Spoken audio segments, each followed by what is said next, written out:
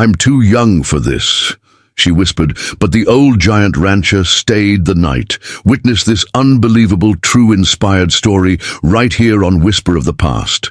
Don't forget to like, subscribe, and share where you're watching from. Let's get started. The wind across the Texas plains had its own language. It howled at the wooden shutters, rattled the tin roof, and carried with it the smell of dust and rain. Inside the small ranch house, Emily Parker sat on the edge of her narrow bed, her thin shawl wrapped tightly around her shoulders. At only 18, she was too young to be the sole caretaker of a ranch that stretched farther than her eyes could follow. Too young to make choices that should have belonged to her father. But he was gone now, buried on the hillside next to her mother. The house creaked in the wind, and Emily felt the kind of loneliness that makes even strong people break down. She pressed her hands together and whispered to herself, "I'm too young for this." The words were like a secret confession, one she would never say out loud to anyone else. But the walls of that ranch house knew her heart, and the storm outside seemed to agree. Her life had changed overnight. One day, she had been a girl helping her father feed cattle, dreaming of maybe leaving for the city someday or going to school if she could. The next day, she was the only Parker left, saddled with debts and a ranch so broken it was barely holding together. The cattle were thin, the fences falling, the barn roof sagging in the middle like a tired old man's back. Every neighbor she knew had come by after the funeral, offering condolences, but also hints, subtle and not so subtle, that she ought to sell. A young woman couldn't manage all this, they said. She'd be better off letting someone else take the land. Emily's stubbornness wouldn't let her. This land was her father's sweat and her mother's dreams. She couldn't sell it, not yet.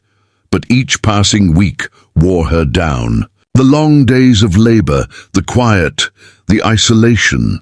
She didn't even have a horse anymore. The last one had gone lame, and she hadn't the money to buy another. It was only her, and her hands, and the unforgiving earth.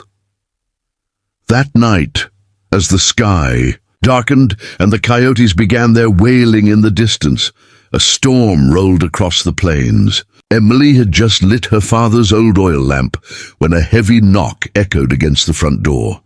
She froze, her chest tightening with fear. It was rare anyone came out this far after sundown.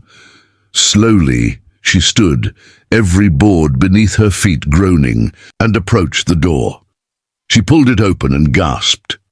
Standing before her was a giant of a man, broad-shouldered and tall, with a weather-beaten face, half hidden beneath the brim of his cowboy hat. His coat was soaked, the rain dripping off the leather, and his grey eyes studied her carefully, calm but steady. "Evening," he rumbled, his voice low and deep, like gravel rolling in a barrel. "Name's Caleb McGraw. Storm's bad out. In there. I saw your lantern. Thought I'd ask if you needed help." Emily's breath caught. He was easily twice her age, maybe more, with the kind of presence that filled the whole doorway. She whispered, without even realizing the words were leaving her lips, "I'm too young for this." Caleb didn't move. He didn't push his way in or demand anything. He stood like an oak tree rooted in the mud, waiting for her to decide. Finally, against the chill that was creeping through the open door, she stepped aside. "You can stay until the storm passes." The old rancher tipped his hat once and stepped inside. The room seemed smaller with him there, his broad shoulders brushing the air as he moved. Emily closed the door behind him, her hands trembling slightly. Caleb set his hat on the table, glanced around, and without a word began to tend the fire. His movements were steady, practiced. He found kindling, added wood, stirred the embers until a warm blaze filled the hearth. Then he checked the shutters, fastening them against the wind, and fixed the back door latch that had been rattling. For weeks, Emily watched him in silence, caught between relief and unease. When he finally settled into the old rocking chair across the room, the storm outside was already lashing hard against the windows. Lightning flashed, thunder cracked, and the house shuddered with each gust. Emily sat at the edge of her bed, her knees drawn up, trying not to show how shaken she was.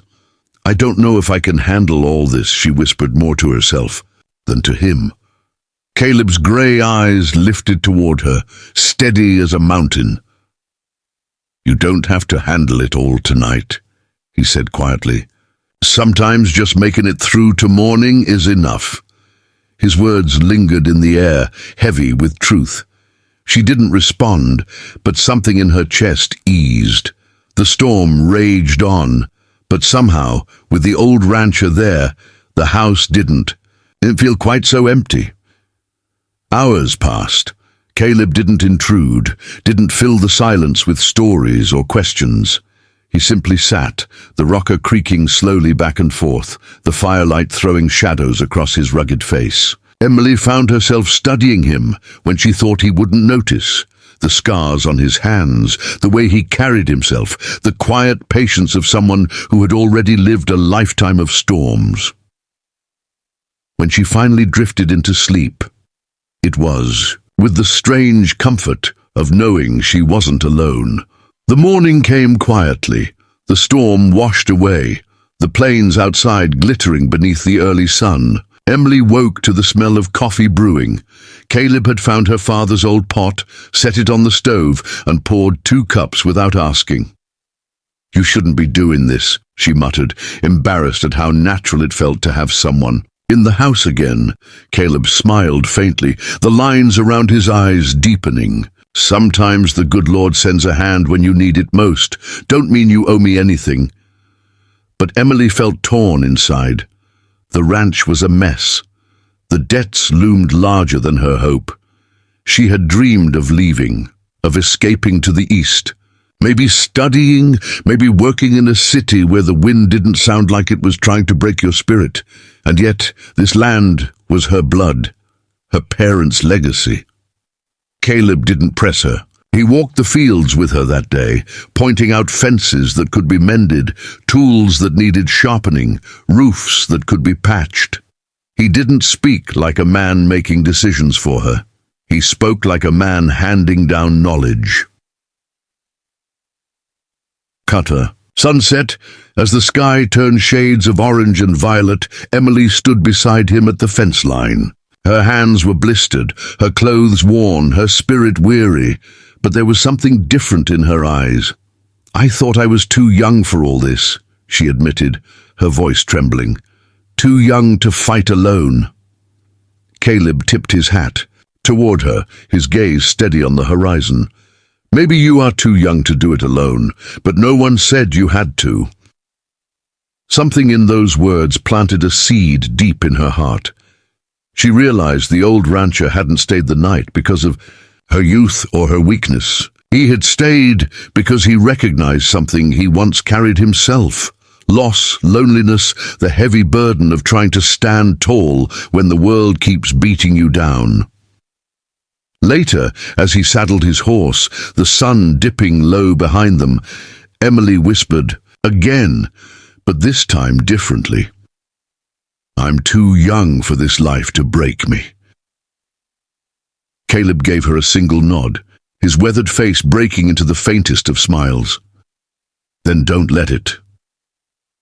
And with that, he rode away across the plains, his figure slowly shrinking against the endless horizon. Emily stood watching until he disappeared, her heart strangely steadier than it had been in months. The ranch was still broken, the debts still hung over her, but she no longer felt like the girl who whispered in the night. She was something. Stronger now, because once on a stormy night when the world felt too heavy, an old giant rancher stayed until morning and left her with courage enough to fight for the land she called home.